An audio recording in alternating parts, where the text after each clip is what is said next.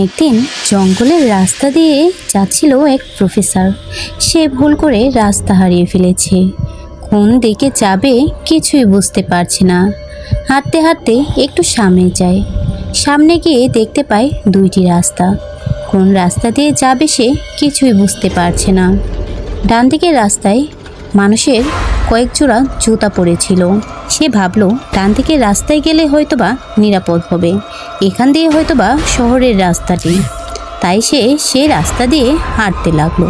কিন্তু সেই ডান দিকের রাস্তার জঙ্গলে থাকতো এক ভয়ঙ্কর ডাইনি। ডাইনির সামনাসামনি প্রফেসর পড়ে যায় এবং ডাইনি প্রফেসরকে বলে, কতদিন পরে এই রাস্তা দিয়ে একটি প্রফেসর আসলো। আমার অনেক দিনের ইচ্ছে প্রফেসরের রক্ত খাবো। আজকে এই ইচ্ছেটি পূরণ হলো। প্লিজ প্লিজ তুমি আমাকে মেরো না, আমাকে ছেড়ে দাও।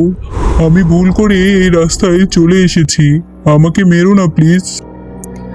আচ্ছা ঠিক আছে, তুই যদি আমার দুইটি প্রশ্নের উত্তর দিতে পারিস তাহলেই তোকে আমি ছেড়ে দেব।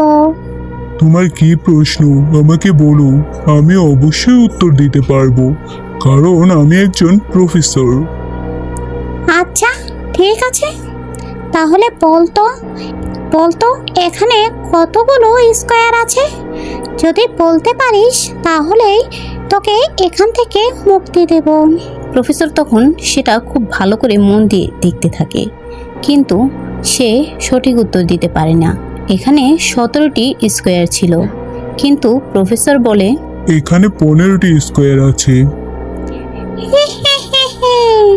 তুই ভুল উত্তর দিয়েছিস, এখানে 17টি স্কোয়ার আছে।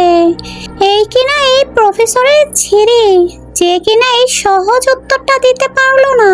এখনই আমি তোর ঘাড় মটকে দেব আর প্রফেসরের রক্ত খাবো। এই বলে ডাইনি প্রফেসরকে সেখানে মেরে রক্ত খেয়ে নেয়।